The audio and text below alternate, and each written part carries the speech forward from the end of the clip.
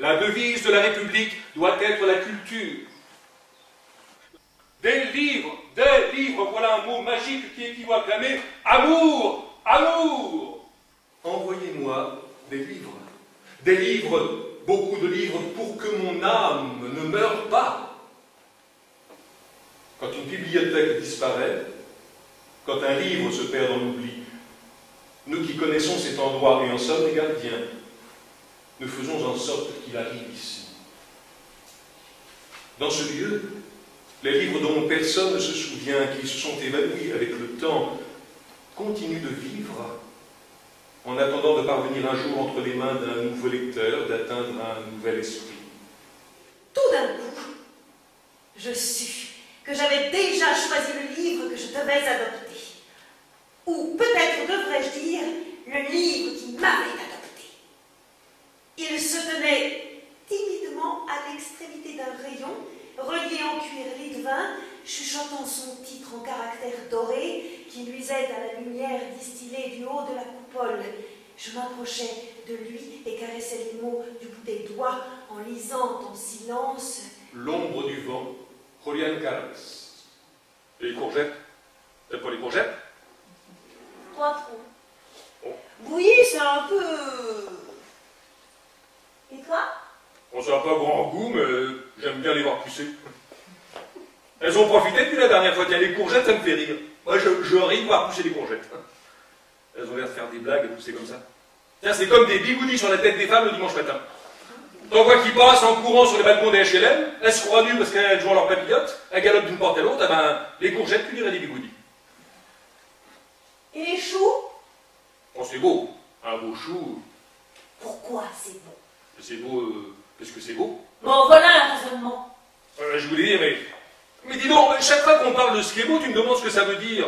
Pour un chou, c'est la couleur, le dessin des côtes, la forme ronde. C'est comme si ça allait exploser. Joseph Addison. La personne avec qui vous conversez après la 3e bouteille n'est plus celle qui s'est assise à table avec vous. Victor Hugo. Dieu n'a fait que l'eau, mais l'homme fait le vin. Un homme qui ne boit que de l'eau a un secret à cacher à ses semblables. Baudelaire. Depuis son mariage avec Nirmala, Vinod était entraîné dans cette lutte dont son palais était l'enjeu, et il en était là. Chaque jour, les deux femmes essayaient de nouvelles stratégies. Parfois, elles se battaient sur le terrain des curries. Chacune d'elles en produisant une version plus épicée, plus parfumée, plus forte. Tu lui mettais la bouche en feu, lui donnait des cauchemars. L'une préparait-elle un plat d'agneau plantureux nageant dans la graisse. L'autre répliquait par un curry de boulettes de viande, alourdi d'une sauce épaisse à la poudre d'amande. Quand sa femme plaçait devant lui un poulet au beurre qu'on aurait cru tremper dans la teinture orange. Sa mère contre-attaquait avec des boulettes de viande noyées dans un lac de gui d'un jaune profond. Aux brochettes tranchées fin, dures comme une corde de jus. Répondait aussitôt des brochettes passantes d'arêtes et calcinées comme autant de morceaux d'ébène. L'une et l'autre étaient piètres cuisinières. Mais il fallait les complimenter à chaque bouchée qui lui obstruait le gosier. Il aurait tant voulu leur plaire à toutes les deux. Ce soir-là, Nirmala paraissait un peu distraite, comme si elle ne participait pas à la mêlée que par habitude. En voyant les gestes ralentis, quelque peu léthargiques qu'elle avait pour renchérir sur les portions que lui servait sa mère, il devinait que le cœur n'y était pas. Je vais avoir un bébé. Vinod sentit le regard indifférent le baigner comme un souffle d'air frais et pur, et il sut qu'il était libre.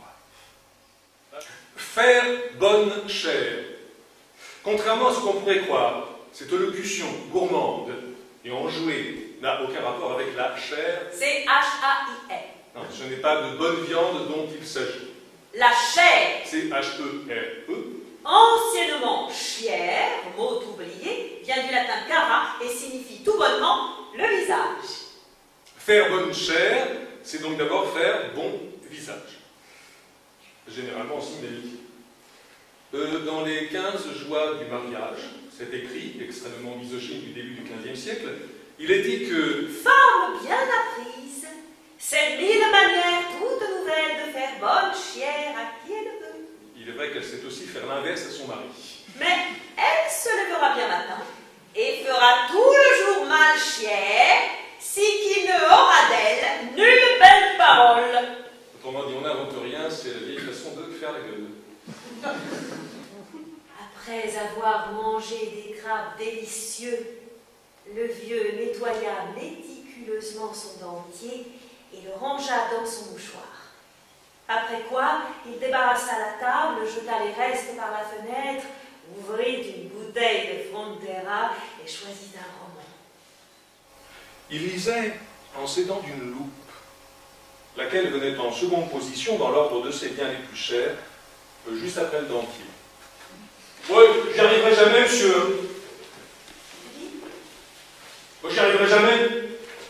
Et où veux-tu aller? Nulle part, je vais nulle part. Alors pourquoi l'as-tu peur de ne pas y arriver?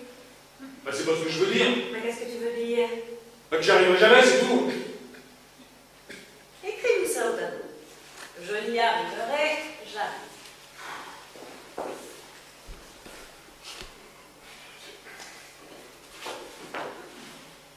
Tu t'es trompé de nid. Celui-ci est une conjonction négative, je t'expliquerai plus tard. Corrige. Lis! Lis! Mais lis donc, bon sang, je t'ordonne de lire. Et monte dans ta chambre et lis. Ah. Résultat? Néant. Il revoit les lèvres du prof prononcer le titre. Il entend la question unanime des copains. Combien de pages? 3 ou 400. Et c'est pour quand?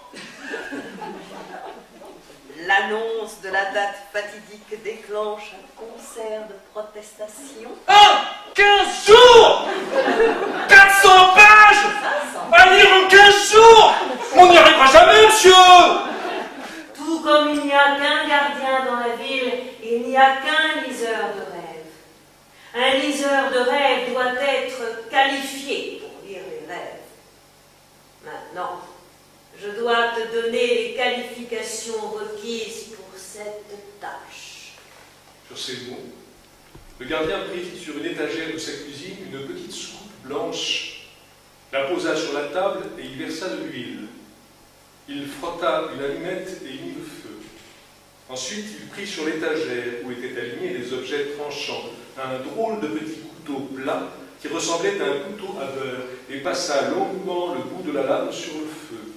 Puis il souffla sur la flamme pour l'éteindre et laissa refroidir la lame. C'est seulement pour faire une marque. Ça ne te fera pas mal, tu n'as rien à craindre. Ce sera fini en une seconde. Il appuya le doigt sur ma paupière droite pour l'ouvrir et enfonça la pointe du couteau dans mon œil. Mais ainsi qu'il m'en avait averti, je ne sentis rien, et étrangement, je ne fus pas effrayé. Le couteau pénétra mollement dans mon œil, sans un bruit, exactement comme s'il coupait de la gelée. Ensuite, il procéda de la même manière avec mon œil gauche. Quand tu auras fini la lecture des rêves, ta blessure guérira naturellement. Autrement dit, cette blessure est la marque du liseur de rêve. Bourré, Torché, beurré comme un petit lu, pompette, murgé, muflé, paf, plat comme une barrique, gelé, givré, bu, cassé, rétamé, déchiré, noirqué, oreille, dans le commun, parti, schlaz, chasselas, rond comme une bille. pété comme un coin. Il allait dans du fond qui baigne, Il avait les chaussures à bascule. travaille dans une ferme de buvard. C'était l'argot de l'ivresse.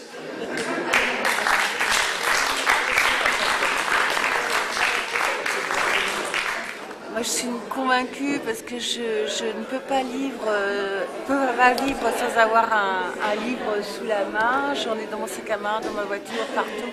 J'ai vibré sur des livres que j'avais lus et j'ai découvert ce que ça donnait de les entendre à voix haute. J'ai découvert des auteurs, des fragments de livres, d'auteurs que je ne connaissais pas du tout. Et ça, c'est aussi du bonheur, donc moi voilà, je suis ravie. Certaines qui étaient drôles, d'autres plus posées. Moi j'ai bien aimé, j'ai passé un bon moment.